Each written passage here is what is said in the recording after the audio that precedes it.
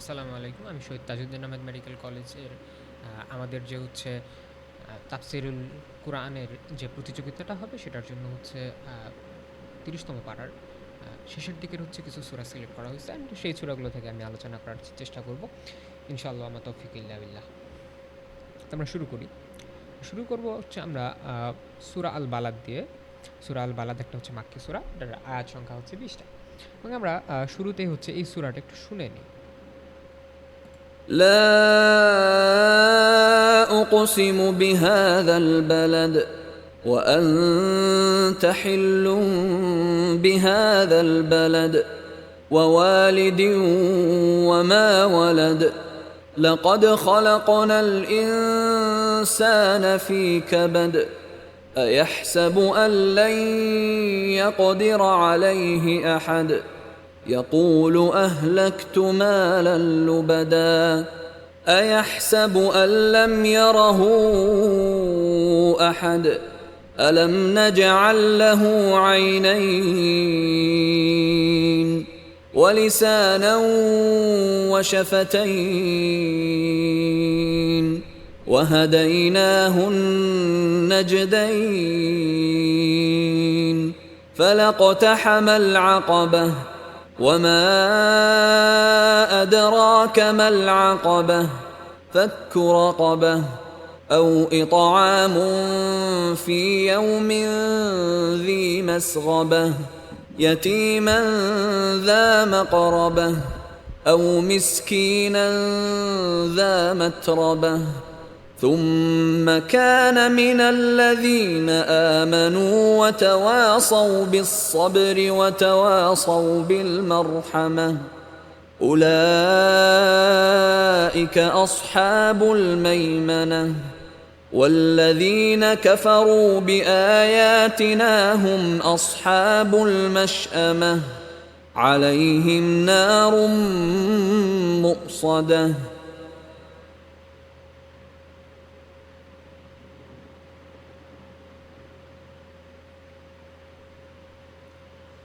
তো এখানে আমরা যদি হচ্ছে একদম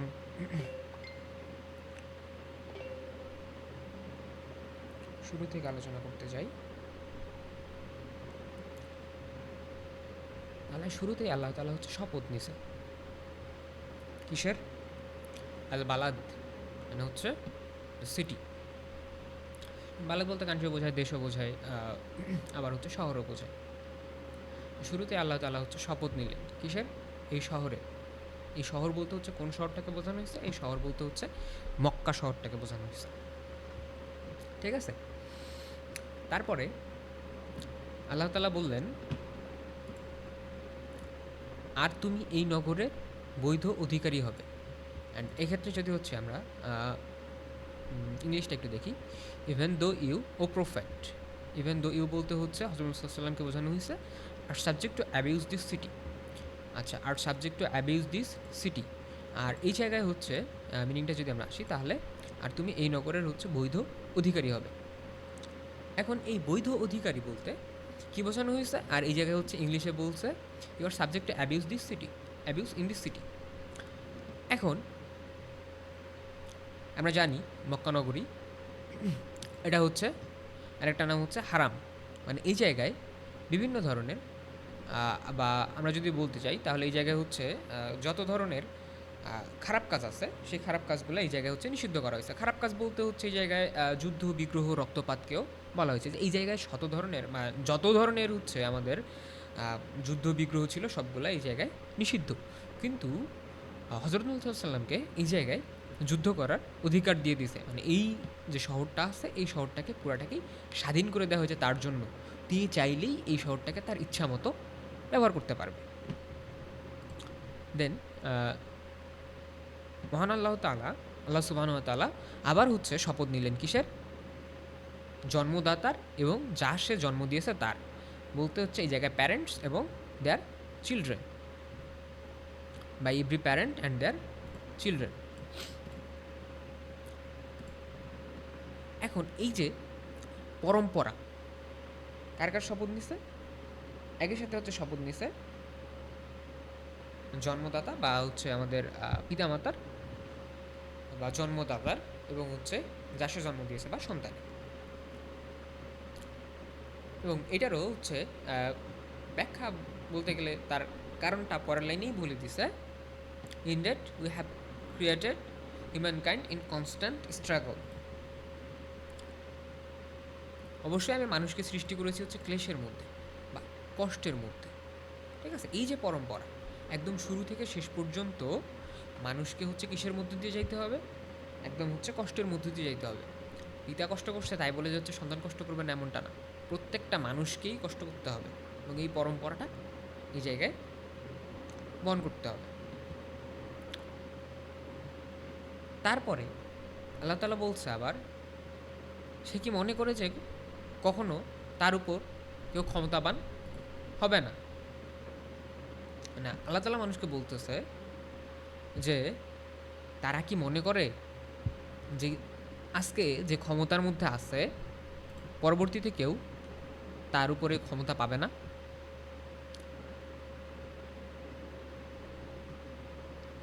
boosting I have wasted enormous wealth মানে হচ্ছে তারা দম্ভ করে বলে যে আমি রাশি রাশি সম্পদ উড়িয়ে দিয়েছি, আমি অনেক অর্থ উড়াই দিছি। ঠিক আছে, আমাদের মধ্যে অনেকেই আছে যারা হচ্ছে এই কথাবার্তাগুলো বলে।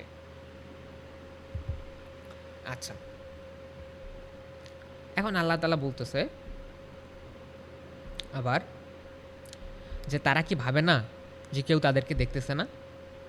ঠিক আছে, আল্লাহ পরবর্তীতে আবার বললেন যে আমি তাদেরকে কি দিছি, দুইটা চোখ দিছি, তারপরে জিহ্বা দিছি, তারপরে কি দিছি, ঠোঁট দিছি। হুম, তারপরে আল্লাহ তাআলা বলতেছে যে আমি তাদেরকে কি বা আমি তাকে কি দেখাইনি, যে দুইটা পথ দেখায়নি, এবং এই পথ দুইটা কি, একটা হচ্ছে ভালো পথ আর একটা হচ্ছে খারাপ পথ। আল্লাহ তাআলা বলতেছেন যে দেখো, যারা মানুষে হচ্ছে দম্ভ করতেছে, যারা ভাবতেছে যে হচ্ছে তাদের উপরে কেউ ক্ষমতাবান হবে না, কারণ তারা কি করছে, শত শত টাকা, শত শত অর্থ সম্পদ উড়াই দিছে। তারা দম্ভ করে বলে যে হচ্ছে আমি তো শত শত টাকা উড়াই দিছি। ঠিক আছে, কিন্তু আল্লাহ তাআলা তখনই বলতেছে যে তারা কি ভাবতেছে না যে আমি তাদেরকে দেখতেছি বা কেউ তাদেরকে দেখতেছে? তারা কি হচ্ছে চিন্তা করতেছে না যে হচ্ছে তাদেরকে কেউ দেখতেছে? আল্লাহ তাআলা তারপর বলতেছে যে তারা কি চিন্তা করে না যে হচ্ছে আমি তাদেরকে যে দুইটা চোখ দিছি, তারপরে হচ্ছে একটা জিহ্বা দিছি, দুইটা ঠোঁট দিছি, আমি তাদেরকে হচ্ছে ভালো এবং খারাপ দুইটা রাস্তা দেখাইছি। তারপরে আল্লাহ তাআলা আবার বলতেছেন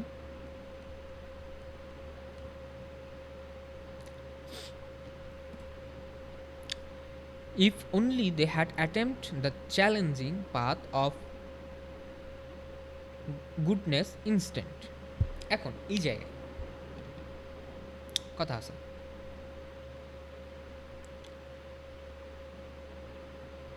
এই যে আলকাবাত যে ওয়ার্ডটা আছে, العقبة এই ওয়ার্ডটার দ্বারা বোঝানো হচ্ছে the steep path. العقبة steep path মানে হচ্ছে, সরি, আল আকাবা।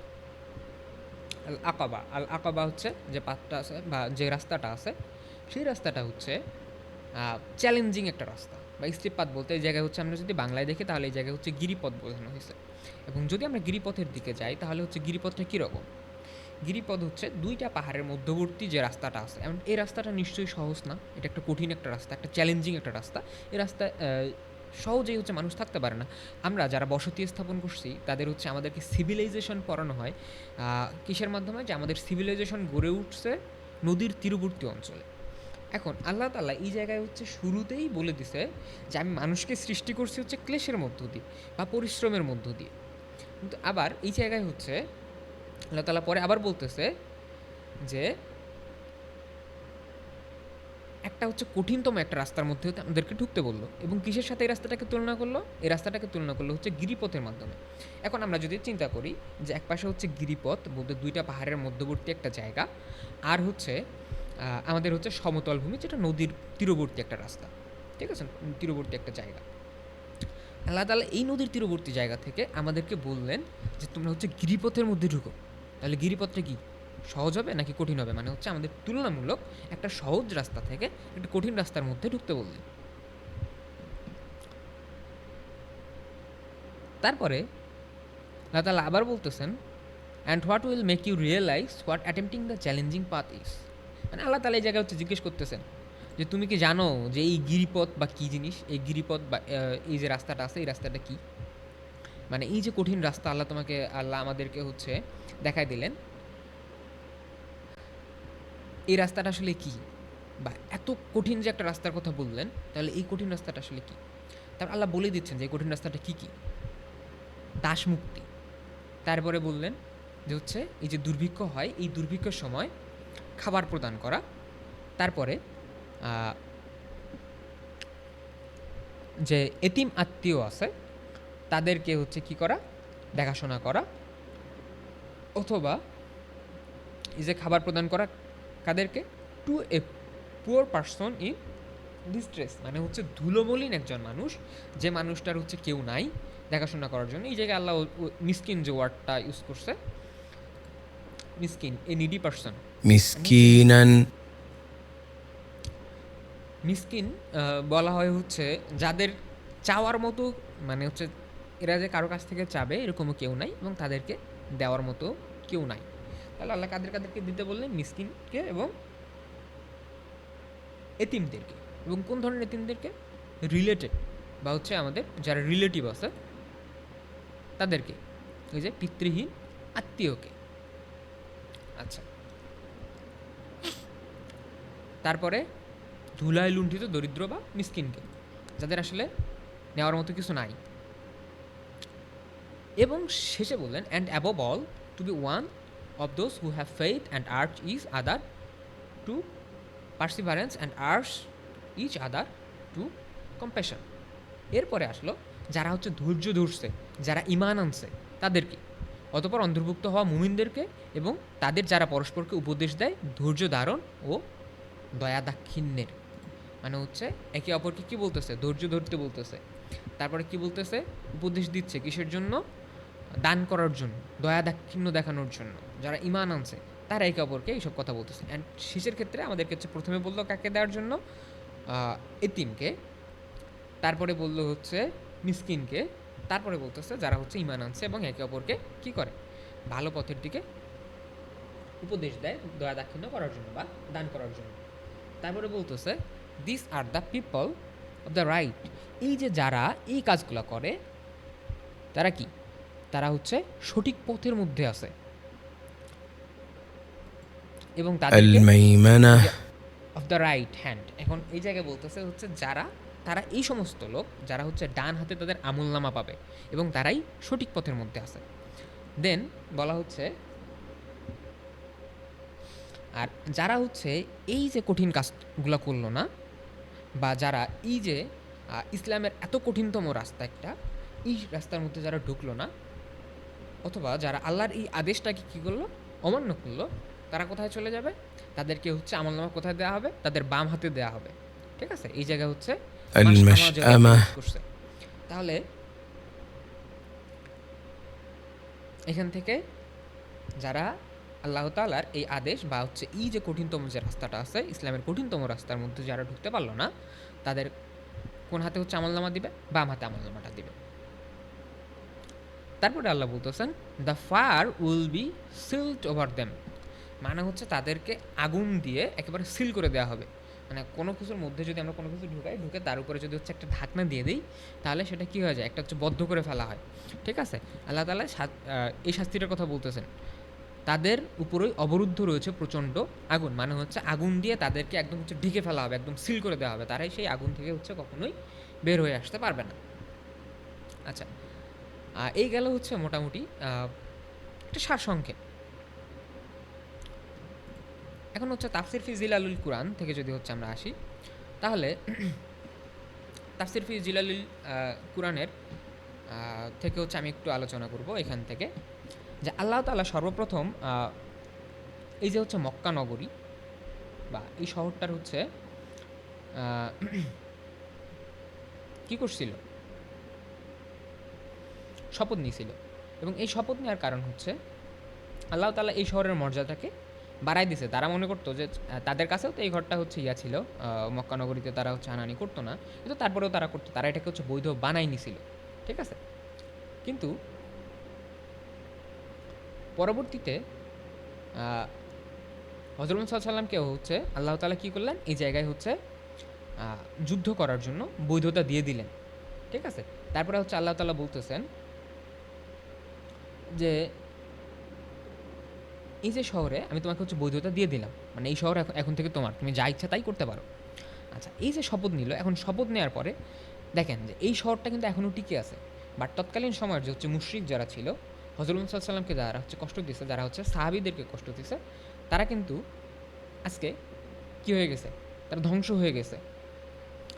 তাদের সেই হচ্ছে বিশাল শান শৌকতের যে কথাবার্তা ছিল, তাদের যে হচ্ছে দম্ভ ছিল, সেই দম্ভটা নষ্ট হয়ে গেছে। কিন্তু আল্লাহ তাআলা কী করছে, সেই ঘরের বা শহরের মর্যাদাটাকে বাড়ায় দিছে কিসের মাধ্যমে, বায়তুল্লাহ যে আছে এই কারণে, এবং এই জায়গা কে আসছে, হযরত মুহাম্মদ সাল্লাল্লাহু আলাইহি ওয়াসাল্লাম আসছে, এই কারণে হচ্ছে এই জায়গার মান সম্মানটা হচ্ছে বৃদ্ধি পাইছে। আল্লাহ তাআলা শপথ নেওয়ার মাধ্যমে আরও কী করলেন, এই জায়গায় হচ্ছে মর্যাদাটাকে হচ্ছে আরও বহুগুণে বাড়াই দিলেন। তার পরবর্তীতে হচ্ছে বংশানুক্রমিক যে সৃষ্টিতত্ত্ব আসছে, সেই জায়গায় আমরা যদি আরেকটা জিনিস দেখি যে এই জায়গায় হচ্ছে পিতা ও সন্তানের যে কসমের বিষয়টা আছে, এখন নর্মালি এই জায়গায় হচ্ছে ব্যাখ্যা করছে, বিশেষভাবে ইব্রাহিম আলাইহিস সালাম এবং ইসমাইল আলাইহিস সালামের হচ্ছে ইঙ্গিত প্রদান করা হয়েছে, ইঙ্গিত দেওয়া হয়েছে এই জায়গায়। তাহলে আমরা যদি দেখি যে হচ্ছে কাবা নগর, যখন হচ্ছে কাবাঘর পুনঃপ্রতিস্থাপন করা হয়, তখন এটা কী ছিল, একটা হচ্ছে কষ্টের কাজ ছিল, এবং এই কষ্টের কাজটা কে করছে, এই কষ্টের কাজটাও করছে হচ্ছে পিতা এবং পুত্র মিলে, একই সাথে হচ্ছে বংশানুক্রমিক একটা সৃষ্টিতত্ত্ব, তার পিতাকেও কষ্ট করতে হয়েছে, পুত্রকেও কষ্ট করতে হয়েছে। আচ্ছা, এখন যদি আমরা হচ্ছে তার পরবর্তীতে যাই, যে হচ্ছে মানুষকে কী করতে হবে, মানুষকে হচ্ছে অনেকটা কষ্ট করার মাধ্যমে যাইতে হবে, এবং এই কষ্টটা কখন থেকে শুরু হবে, এই কষ্টটা একদম যখন একটা ভ্রূণ অবস্থায় থাকে তখন থেকে হচ্ছে সৃষ্টি করতে হয়, কষ্ট করতে হয়। এবং এই জায়গায় পিতার যে কষ্ট আছে, পিতা তো কষ্ট করবেই, তারপরে হচ্ছে যখন মানুষের হচ্ছে জন্ম হবে তখন থেকেই হচ্ছে বলা যায় যে একটা হিউম্যানের হচ্ছে কী হয়, কষ্ট করা শুরু হয়ে যায়। যদি হচ্ছে আমরা দেখি তাহলে দেখব মানুষ ব্যতীত যত ধরনের প্রাণী আছে সবারই জন্মের পরপরই তারা কিছু না কিছু কাজ করতে সক্ষম হয়, যেমন নিজে খাওয়া, হাঁটা, উঠে চলাফেরা করা। পাখিরা কিছুদিন পরে হচ্ছে কিছুদিন কষ্ট করে একটু, তারপরে হচ্ছে উঠতে শিখে যায়।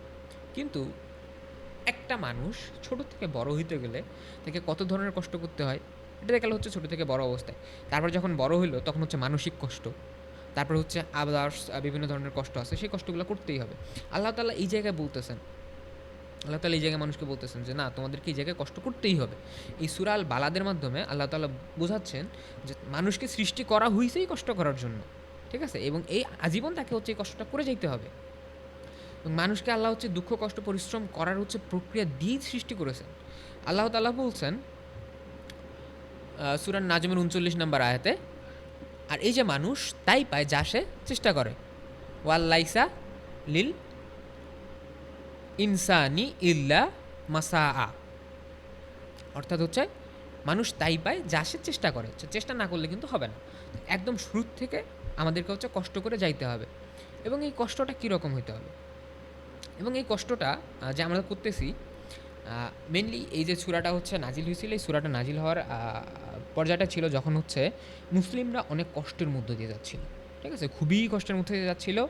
বলা যায় যে হচ্ছে মক্কার মধ্যে তখন অতিরিক্ত কষ্ট চলতেছিল, বলতে তখন হচ্ছে মুসলিমদের পরিমাণ অনেক কম ছিল, এবং তাদের হচ্ছে কি বলে,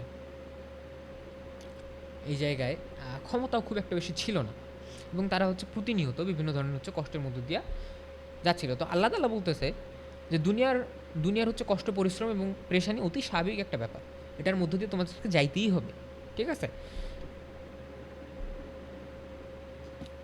এই যে যারা হচ্ছে তখন তৎকালীন সময়ের হচ্ছে ক্ষমতাবান ছিল, তারা কী করতো, তারা হচ্ছে অর্থের লোভ দেখাইছিল। হযরত মুহাম্মদ সাল্লাল্লাহু আলাইহি ওয়াসাল্লামকে কী দেখাইছে, অর্থের লোভ দেখাইছিল। তারপরে হচ্ছে তারা শারীরিকভাবে আঘাত করছিল, তারপরে হচ্ছে তারা যত ধরনের চেষ্টা করছিল আর কি, অর্থবিত্ত থেকে শুরু করে হচ্ছে শারীরিক মানসিক যত ধরনের অত্যাচার করা যায় তারা সব ধরনের অত্যাচার করছিল এবং তাদের এই ক্ষমতার ব্যবহার করে। তখন আল্লাহ তাআলা বললেন যে আচ্ছা, এই যে মানুষকে আমি সৃষ্টি করলাম, এরা যে দম্ভ করে বলতেছে যে আমি আমার অর্থ সম্পদ উড়াই দিচ্ছি, ঠিক আছে, সে কি চিন্তা করতেছে না যে হচ্ছে আল্লাহ তাআলা তাকে দেখতেছেন? আল্লাহ তাআলা এবার হচ্ছে যে মুশরিক এবং মুনাফিকদেরকে আল্লাহ তাআলা বলতেছেন যে আল্লাহ তোমাদেরকে দেখতেছেন, তোমাদের উচিত না যে এইসব কাজ করা।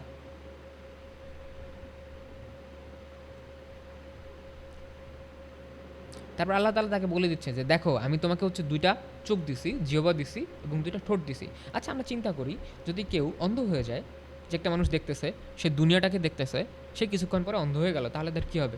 তার দুনিয়া পুরাটাই অন্ধকার হয়ে যাবে, তার প্ল্যান পরিকল্পনা যা ছিল সব কিছু নষ্ট হয়ে গেল একদিনের মধ্যে না, এক নিমিষের মধ্যে হচ্ছে আমরা নষ্ট হয়ে গেল, ঠিক আছে। তারপরে হচ্ছে তারপর আল্লাহ বলছেন যে জিহ্বা ও 2টি ঠোঁট কি বানাইনি এবং তাকে কি পথ দেখায়নি? আচ্ছা, তারপরে আল্লাহ বলতেছেন তাকে হচ্ছে জিহ্বা দিছে। এই জিহ্বা কী জন্য দিছে? এই জিহ্বা কি দিছে হচ্ছে মানুষকে গালিগালাজ করার জন্য, তারপর হচ্ছে তার ক্ষমতা প্রভাব খাটানোর জন্য? না, আল্লাহ তাআলা এই জিহ্বা দিছে হচ্ছে আল্লাহ তাআলার জিকির করার জন্য, তার যে নিয়ামত পাইছে সেই নিয়ামতের শুকরিয়া করার জন্য। তারপরে এবং হচ্ছে 2টি ঠোঁট। আচ্ছা, মনে করি কারো হচ্ছে কথা বলার ক্ষমতা হারায় গেল, অথবা কারো ধন সম্পত্তি না হয় থাকলো, সে হচ্ছে এতদিন প্রচুর ক্ষমতা দেখাইছে কিন্তু হঠাৎ করে তার সেই ক্ষমতার পতন হয়ে গেল, তাহলে সে কি আর তার এই জিহ্বার ব্যবহার করতে পারবে ঠিকঠাক মতো? আচ্ছা, না হয়ে করলো, সে কাউকে হচ্ছে কোনো কিছু অর্ডার করলো, কিন্তু সেটার কাজ কি হবে? হবে না। তা আল্লাহ তাআলা বলতেছেন যে নিশ্চয়ই এই জায়গায় হচ্ছে যে আমরা অর্থের দিকে যাই,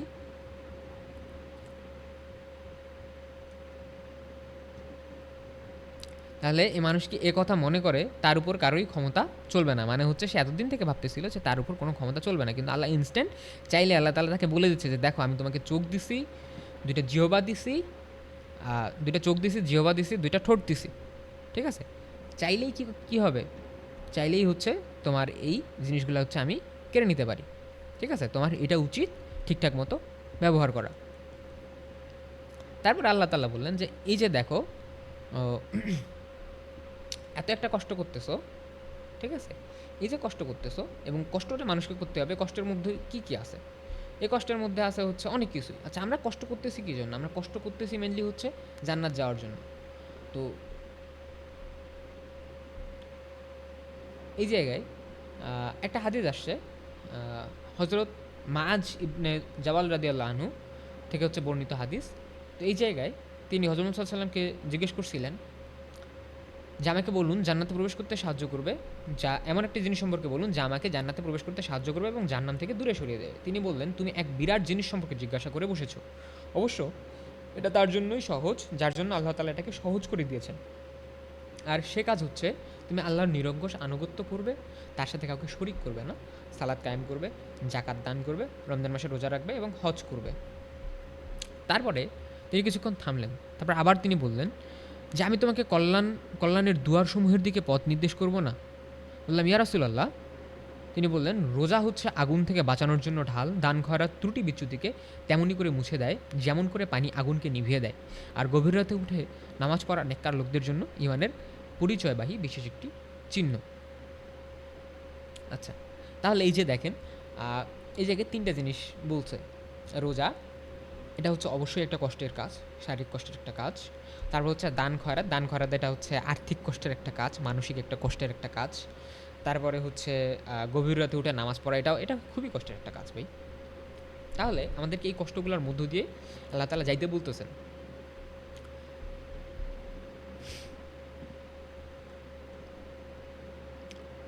আচ্ছা, তারপরে আল্লাহ তাআলা বলতেছেন যে অবশ্যই আমাদেরকে কিসের মধ্যে প্রবেশ করতে হবে?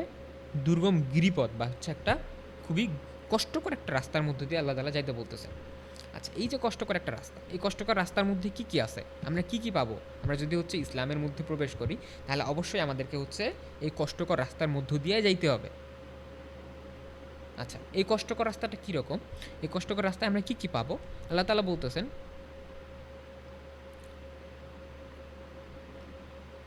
যে দাসমুক্তি করো। অ্যাট ফার্স্ট বললেন দাসমুক্তি করো, ঠিক আছে। তারপরে আর কি বললেন,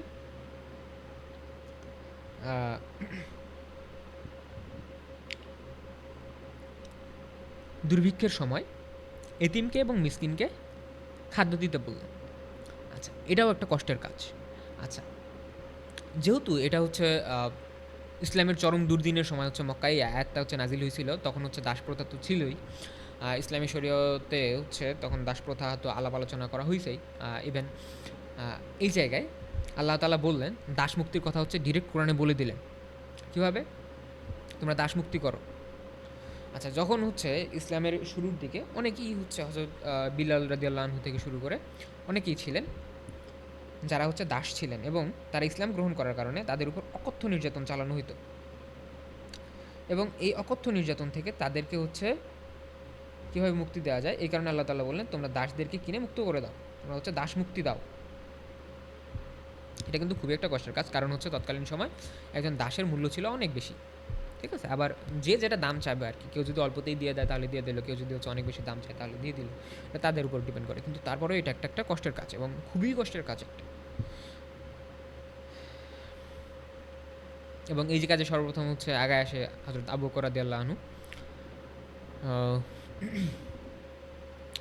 তারপরে এই জায়গায় হচ্ছে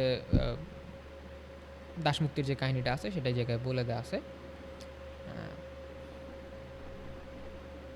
তারপরে আল্লাহ তাআলা আবার বললেন, অথবা খাদ্য দান করো দুর্ভিক্ষের দিনে নিকটাত্মীয় ও এতিমদেরকে, অথবা ধুলোমলিন নিঃস্ব অভাবগ্রস্তদেরকে।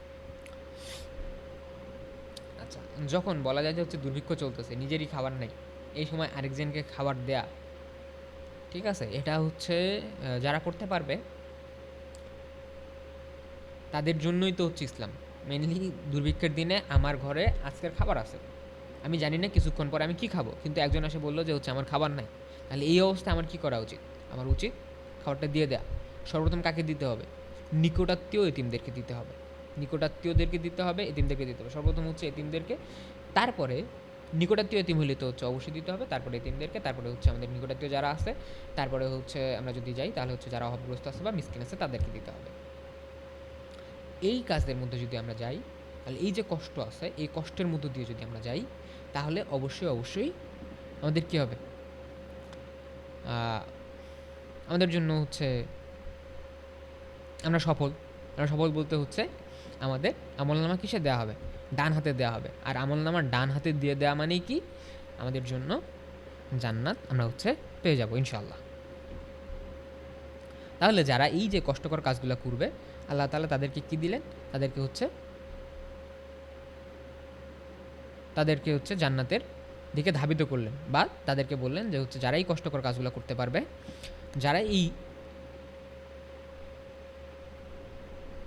কষ্টকর বা দুর্গম পথটা অতিক্রম করতে পারবে, ওরা কি ডানপন্থী এবং তারা যুক্তিপূর্ণ এবং তারা সঠিক পথের শান্তিকামী যাত্রী।